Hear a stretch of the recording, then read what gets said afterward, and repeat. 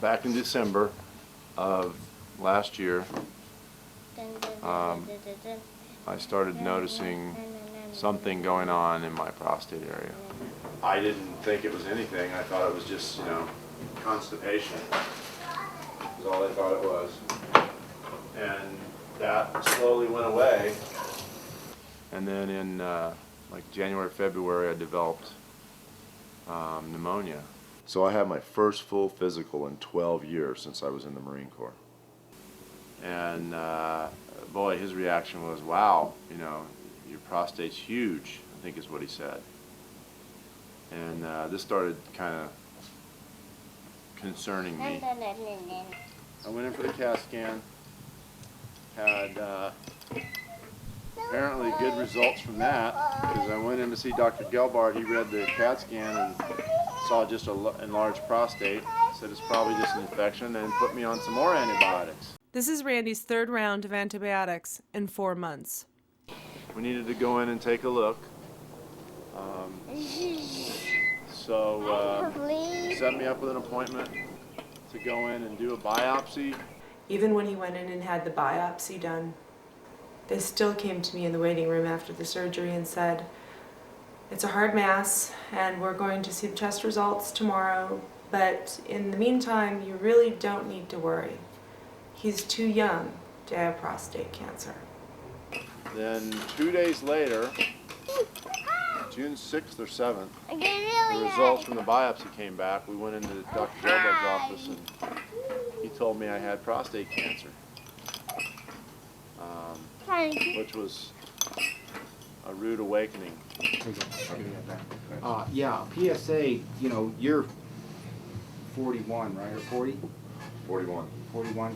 PSA should really be, you know, 1.5 or something like that. So we consider it to be a little bit high. In your case, if it were 3. I mean, 4 is generally considered to be the upper limit of normal.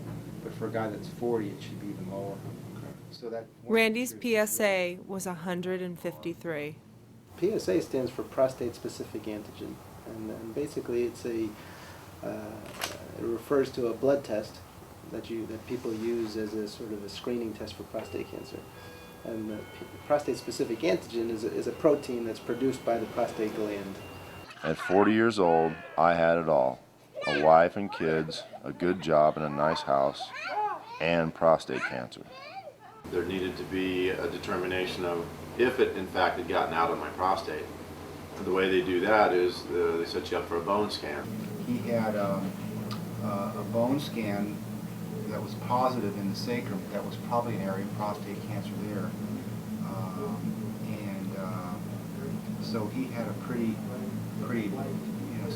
serious situation going on with a positive biopsy involving quite a high volume of relatively high grade Gleason 7 cancer and a secondary area in the sacrum or the lower part of the backbone. Well, the Gleason grade is a measurement that either when you take a biopsy or when you take the entire prostate gland, and the pathologist looks at the cancer under the microscope and he gives it a grade.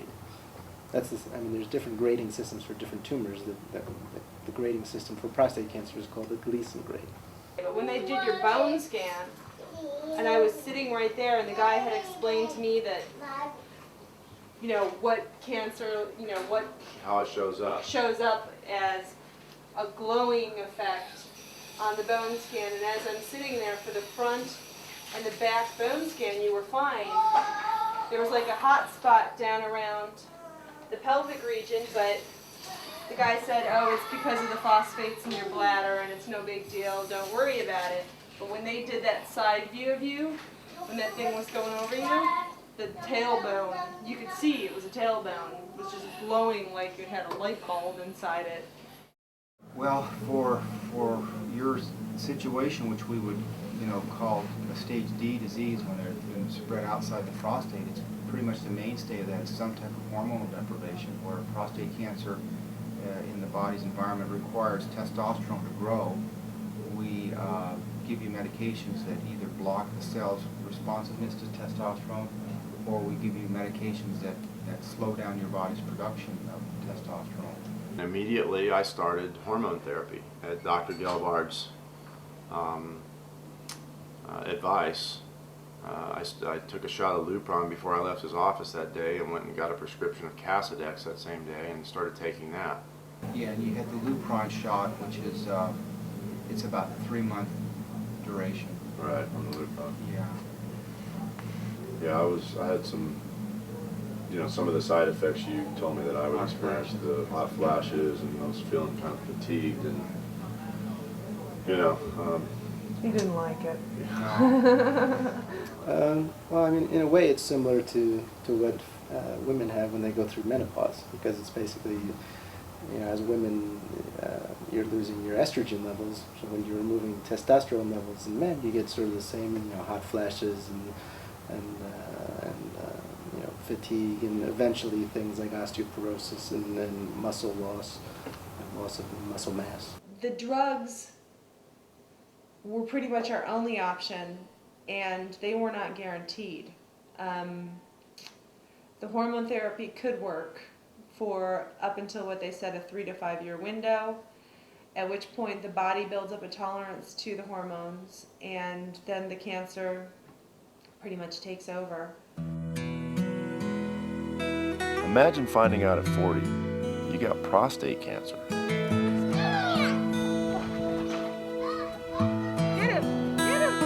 And then you're told maybe you'll have a couple of years to live if you do hormone therapy.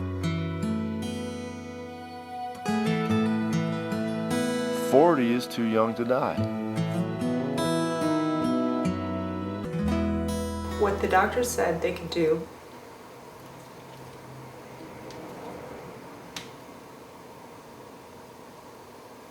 was buy Randy some time. But initially no one would say how much time that they could buy him. Nobody really wanted to tell us exactly what kind of time frame we were dealing with.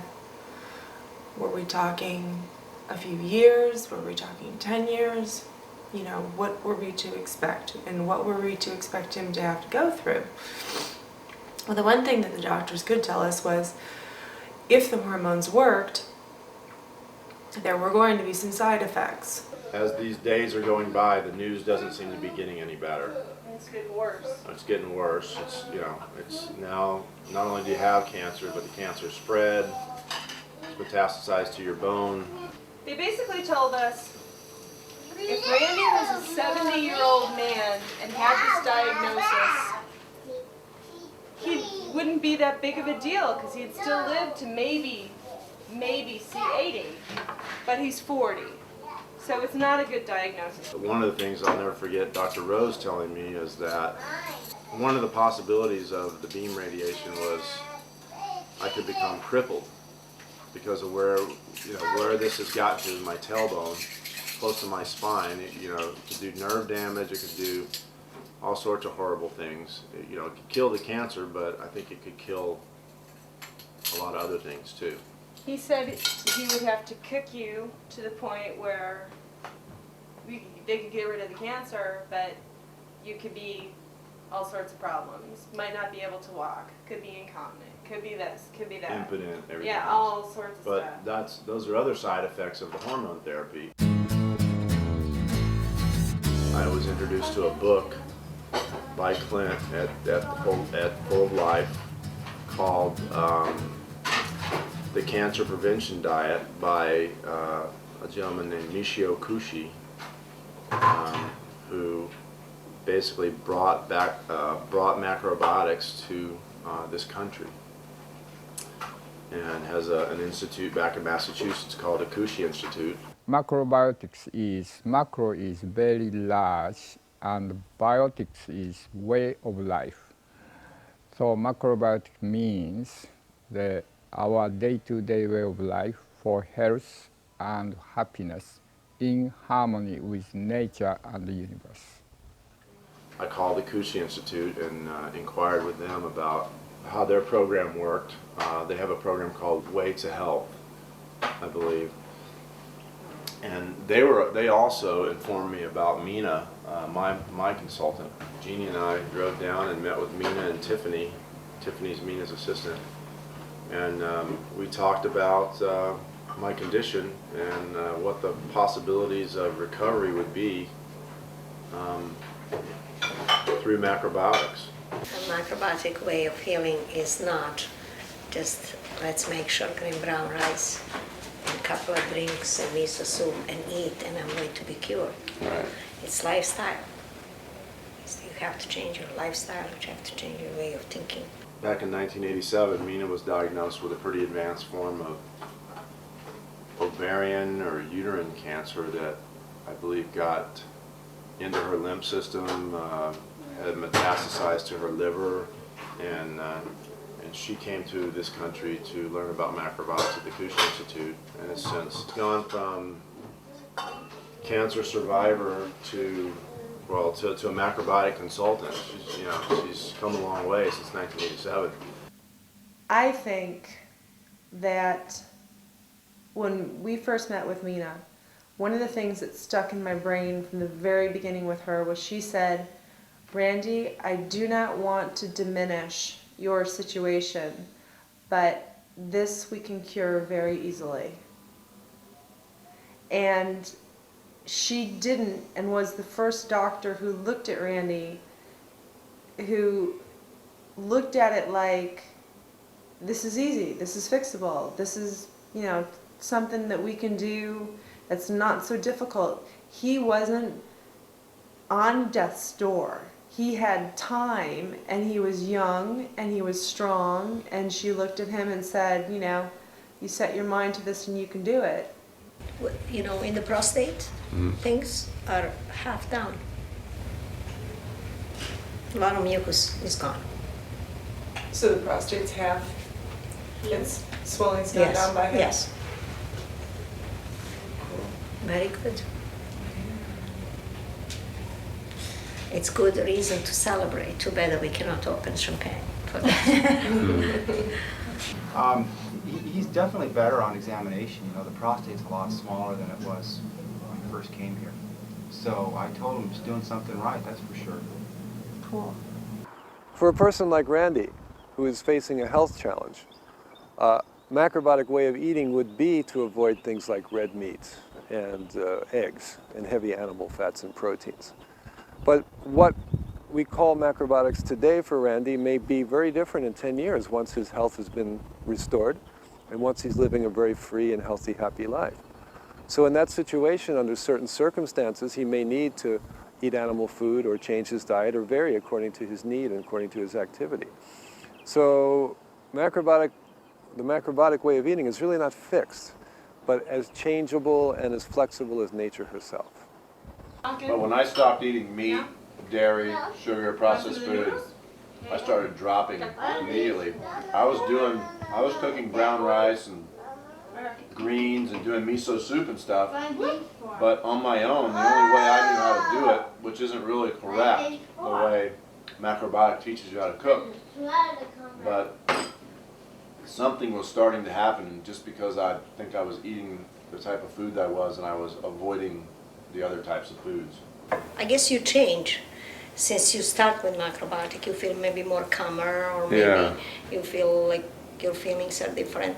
But it's good to feel and to listen to yourself, not only your physical body, because your physical body is just a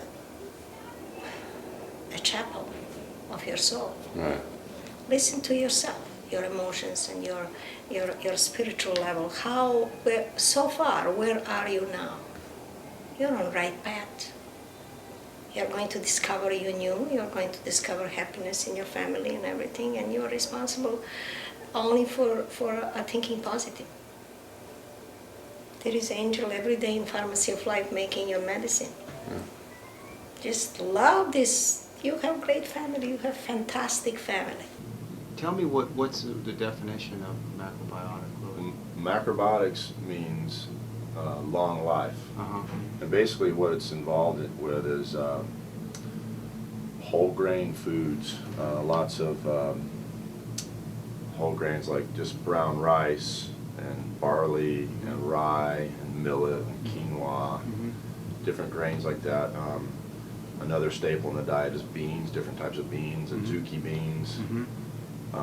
garbanzo beans. No animal products. Yeah, no animal fat whatsoever. Lots of vegetables. Lots of vegetables. But the basis of the diet is to take your body and make the digestion process as easy as possible on the system for someone who's sick, so that the body has more energy to heal itself. Because the belief in macrobiotics is that the body has the power to make itself sick with certain environment and certain diet and everything. It can also reverse the effects of disease by freeing up the energy within the system so that a person can heal. In the planetary health food pyramid, we created a structure that could explain macrobiotics and make it very easy to understand. So at the base of the pyramid is the whole grain and whole grain products. These are the foundation of a healthy diet. The second tier is composed of fresh local vegetables. And again, as modern research is discovering, these need to become a major part of our diet every day. The third tier is composed of beans and bean products. These are excellent sources of protein, and vegetable protein doesn't carry a lot of the baggage that heavy animal protein does, including like saturated fat and cholesterol. Then at the very top of the pyramid, we have a category called other foods. Now theoretically that can include anything. Any type of food is theoretically possible within that category.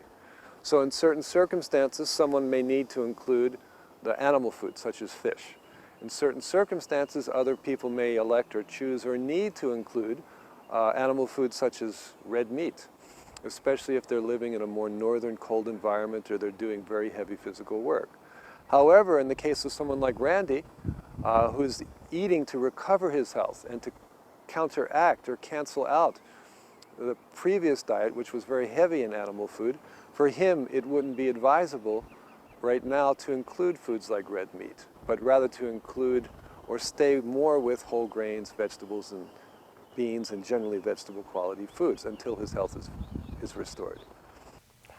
The way that people in general eat, we call it the standard American diet, which is SAD, the SAD diet, is actually quite sad. People are simply not educated enough about the value of whole foods versus refined foods. And they're also not educated about the difference between eating out in restaurants and freshly cooked food at home. So they're eating food that's denatured, devitalized, and it really shows by the constant rise of all forms of illness, the inflammatory illnesses that are skyrocketing, the cancer rates going up. It's true that people are living longer, but they're not living better. To be honest with you, sometimes I almost look at the cancer as a blessing, as a wake up, that An opportunity to improve my life and to be a better person, to be a healthier person, to be a happier person, to have a better outlook on life, I guess. From eating all that chicken and stuff, and then Daddy got a boob inside him, and then eating all of the macrobiotic made him feel better. The answer is nobody really knows what prostate cancer is caused by, just as nobody can say for sure what almost any cancer is caused by. But we know that your body is producing cancer cells all the time with genetic damage from any of a number of different sources, whether it's oxidants or radiation from being in airplanes or any of a number of different just cell mutations. Right. But there's a theory, the most commonly accepted theory is called the immune surveillance theory, which is that your body is always making some kinds of abnormal cells, and it's your immune system's job to identify and help get rid of those cells. And to the extent that your body is functioning well, it may help to prevent that from ever developing into tumors that become of any clinical significance. Right. It's also known that a diet that's high in fat and animal protein promotes the growth of cancer. You know, the incidence of prostate cancer in Asian countries is really about the same as it is here. But there it tends to stay microscopic and of no real clinical significance in many cases, whereas there's something about a typical American diet that's high in animal protein, high in fat and saturated fat and oxidants that causes these microscopic prostate cancers to develop into full-blown tumors. Very unfortunately, modern conventional medicine did not study the cause of the sickness. Our macrobiotic approach has been from the beginning for past 50 years when I started to teach, already go from the cause and collection of the cause and then bringing to the proper food, such as grains and vegetables, beans, sea vegetables, occasional fruits, sometimes the small amount animal food, okay. And then blood change. Then that blood is cleaning all the organs and all various kinds of the accumulated bad things, and also that eliminate. And then becoming the cancer cell become change, or cancer cell dies, or cancer start to the degradation. And that naturally takes place. I think Randy's cancer was a direct result of a poor diet and a bad attitude. I love him dearly, but Randy for a long time has been a very angry person, and I think his anger hurt him. Probably most of my life I've had stress and anger management issues that I'm sure have contributed to my overall health issue. Yeah, even as a kid, I think I definitely had anger issues, and dealing with stress was not, something that I learned how to do very well. I think you have one negative line in your character, what I had also. I am perfectionist. Whatever I do, no one can do better, and I have to do 100%. Yeah. That's what makes us to worry. Yeah. And if someone has to do that instead of us, we are like controlling freaks. Right before Randy was diagnosed with the cancer, I told him to get out. He was too angry and too controlling, and I didn't need another father. I needed a husband, and I needed someone to love me unconditionally and someone to help take care of this family. And he did not want to do those things without it being the way he wanted it, when he wanted it, how he wanted it, with complete and total control of everything. Let's start from here. What happened in the past, we cannot change. Right. We have to forgive to be forgiven. And start your life with your family, with your wife. It's wonderful energy, wonderful feelings. And maybe you don't feel that because you always carry with you everything. How they call that? Burden. Mm-hmm. Huh? Just quit. Come home happy. Hug them, love them. Take them, kids, and play with them and sing. And you will see how you are going to be amazed how many things will just go. Well, Macrobiotics is saying that there's a very direct relationship between our food and emotions, because food transforms into our body by first becoming our blood and then our cells, tissue, and organs. So if there's instability at the physical level, for example, if there's even a blood sugar instability, that's going to affect our emotions. If we have big swings of blood sugar, that affects all of our physical functioning, which is going to affect how we feel and our self-expression and our emotions through our self-expression. So Macrobiotics is saying if you want to change your emotional instability, if that's what a person has, start to look at your food, not just say psychotherapy or counseling, but actually begin to change your blood through changing your food as well. Well, yeah, because I'm also a pessimist too. I can see things, where the glass is half empty versus half full, and that's another life-changing, Working on it. that I'm going through, is trying to go the opposite way and see things for the positive side and not the negative side. But yeah, I mean, it was difficult. It's probably one of the most difficult things, probably is the most difficult thing that I've ever been through in my entire life. With him seeming really stressed around the holidays, there was part of me that was starting to doubt whether or not he was going to be healed, because he, like Randy said, he's a pessimist, and I was afraid that his pessimism was going to hurt him. You know, that if he was going to believe that this wasn't going to work, then it wasn't going to work.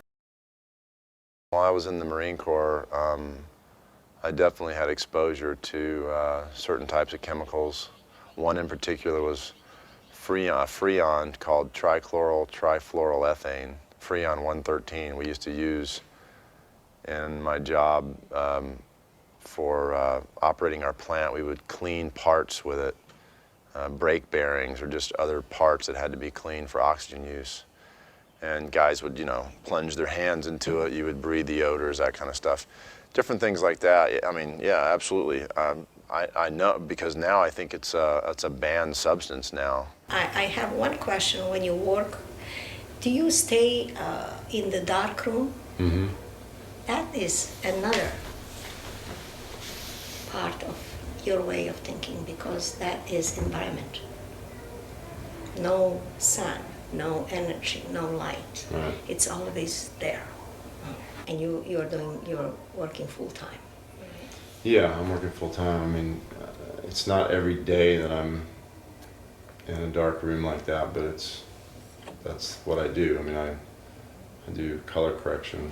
To help you, you know, to get rid of radiation when you're doing what you're doing. Mm-hmm. You get a lot of radiation from television.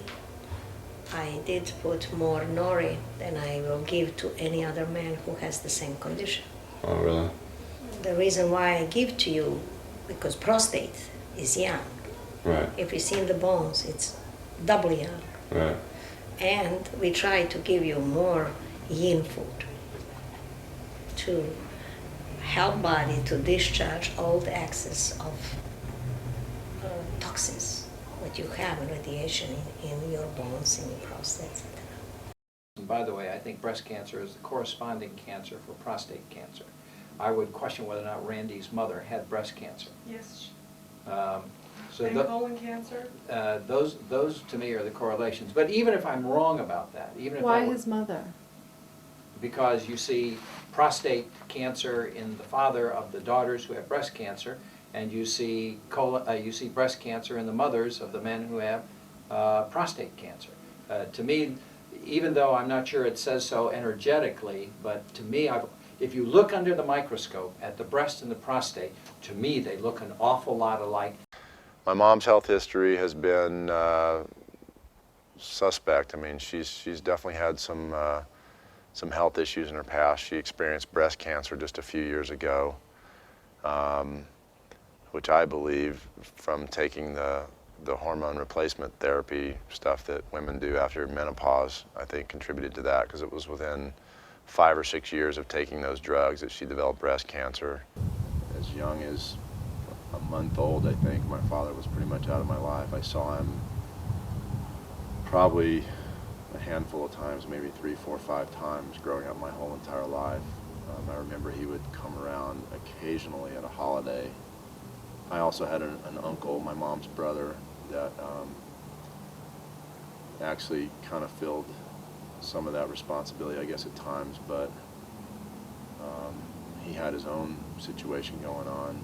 Both my father and my uncle and my great uncle were all 3 alcoholics. So I think that's eventually what kind of did my father in. He died, I think I'd just gotten out of the military. I really never developed much of a relationship with my father.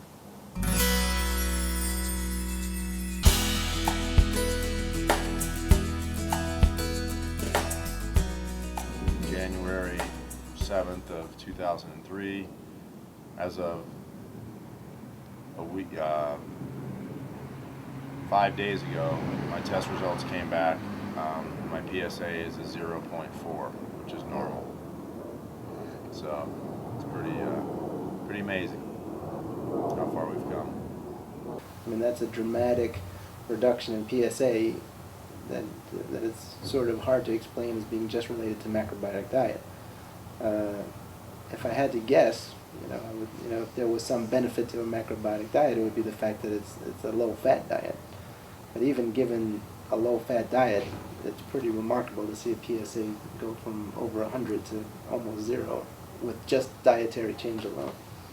You have to be careful when doing a film like this that you not just say, oh, my PSA went from 150 to point something, simply from changing diet and lifestyle, because A, it probably wasn't that high to begin with, really, because of the infection, and B, it's likely that the conventional treatments may have played some role in that as well. Could the Lupron and the Casodex have brought my PSA down the way it is now? I mean, yeah, they could, but the time span of the Casodex, of course, would be at most a month because you took that for a couple of weeks. Right. So I don't think we'd be seeing any lingering Casodex effect. Right. The Lupron lasts for 3 months, but you got it in June. Right. And that's now 4 months ago. I mean, it would have run out in September, which is now 4 months ago. So Right. I think we would see a PSA level that were higher, just if you weren't taking this strict dietary regimen. But Right. that remains to be seen. Certainly, the answer there is we need to check it every 3 months and make sure you guys can keep it down like this. Exactly. Because if you can keep it down, boy, we're doing great. Yeah, the macrobiotics was pointed out to me 5 or 6 years ago by a friend of mine, and had I taken the plunge or taken the challenge back then and been more open to the fact that it was an alternative way of health In preventing disease. and preventing disease, I might not have ever gone through what I've gone through in the last year. And there's really a pretty big literature looking at diet, looking at supplements, vitamins, looking at different things, and honestly, I'm fairly familiar with it. I've never heard or seen much about macrobiotic diets. The mentality of the medical community, the conventional medical community, is this is disease. What kind of drug, what kind of treatment can we use to get rid of the symptoms? Okay? They never address the cause. Rarely do they ever address the cause. And that's why people stay ignorant. They go to a doctor and he says, you got this condition, here's some drugs. Right. And if this doesn't work, here's a different drug. And then you need drugs to counter the drugs. And people get so caught up in that.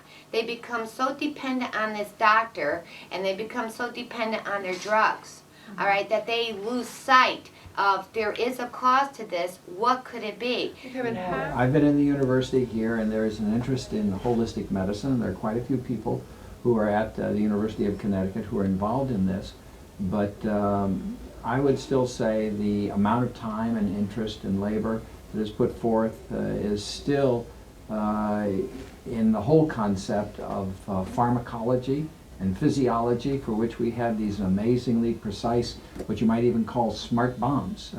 We literally just know where to go in and stick in a medication or take out something, and it deals with that problem, and that's very intellectually challenging. And the bottom line is, it's not as sexy to cook and to do yoga, even though people are moving in this direction. My hope is that as we do more and more studies proving how powerful these approaches are, that many people are more likely to try them. More money is spent now on alternative medicine than conventional medicine out of pocket. I was a member of this White House Commission on Complementary and Alternative Medicine Policy. We just issued our report. And there's a tremendous interest in these approaches. But here again, not very many of them have been studied scientifically. And I think, again, that's part of the value of science, is that there are a lot of things that we conventional doctors do that may not necessarily be great and certainly haven't been scientifically proven, but still doctors do them. And there's some other things that alternative practitioners do that may not necessarily be so great or may even be harmful. And so I think that part of the value of science is to help people sort these things out and to really take the best of all these different approaches and to be able to customize diet and lifestyle programs that are really just right for people based on their own needs and their own physiology and ultimately their own genome and their own tastes and preferences. But I've seen people who are considered in the last stages of cancer, metastasized fourth stage cancers, that I still know today because they recovered. And one of the things that we're doing actually right now is starting a follow-up program so that we will be able to have the numbers of people that it's successful with. I've actually been feeling really good and You look good. not really. What are you doing now in terms of your diet? The same thing? Pretty much the same thing, and that's one of the things that we have sort of done, that I should say I've done, but I've kind of expanded my diet a little bit more than I feel like maybe I should, and I've kind of eaten things that are not really okay as far as, you know, the regimen of the diet, you know. So that's what we were feeling like the last time when I had the 5, when my PSA was 5. I felt like I had opened up my diet since I had gotten the 0.4 or whatever back And in. that's still the Cushy Institute diet? Yeah. Yeah, the Macrobiotics. Macrobiotic diet. And so I kind of broadened my diet a bit there when the last PSA test you had given me was up to a 5. Right. And then I said, well, I need to kind of, you know, because I had a 5, I needed to kind of go back. And then I think what's happened is I just sort of got a little lax. I don't do any dairy. I don't do any, basically any animal fat. I don't, you know, we eat some fish, and then mostly, you know, vegetables and a lot of brown rice and that sort of thing. So miso soup and that kind of stuff. You know, the other thing we might want to do, we talked about this before, in terms of documenting what's happening in there. We did that bone scan back in summer of '02. Right. So we're like 2 years down the road from that. I mean, I'm going to probably want to get another PSA and see how it compares to the one that Dr. Shea got. Okay. And I definitely want to examine the prostate, see what it feels like. Okay. But you know, it might not be a bad idea to repeat that thing and see Where is that? where we're at that way. Well, I was definitely glad to see the bone scan, you know, looked so good. That was a great finding. Yeah. Because you had a spot there previously, that was in '02, and that is gone now, the one in the sacrum. That's pretty much a clean bone scan this time, no detection. Right, they see some degenerative sort of areas in the shoulders and stuff, because those are just like arthritic changes, nothing suggestive of prostate cancer. Right. Yeah. Which is great. I mean, because it definitely was abnormal there before. And the PSA, we did the PSA in August last, so there's no need to repeat that. We're just a month down the line. Right. So we'll do that again in 3 months from August. Yeah, so I think that should be done in November. I think it would be an overstatement to say that you're cured of prostate cancer. And I think my approach is always to not overstate things, because then you end up polarizing people. Right. But to say that it's probably having a beneficial effect, which in all likelihood it is. And it's often hard for people to believe that the simple choices that we make in our lives each day, like what we eat and how we respond to stress and whether or not we smoke and how much exercise we get and the quality of our relationships, that these play such an important part of our health and our well-being and even our survival, but they often do. What do I do so it won't come back? Well, I think continue to do exactly what we've been doing for the last 7 months. Things will change somewhat, like Jeannie said. You know, we'll be able to maybe open things up a little bit, but I'm still planning on seeking advice from the person that I've been counseling with, my macrobiotic counselor, and how to go from here on out, you know. But staying healthy, eating the same way, you know, I'll never go back to eating the way I did before. That's not really an option for me. That's how I got sick in the first place.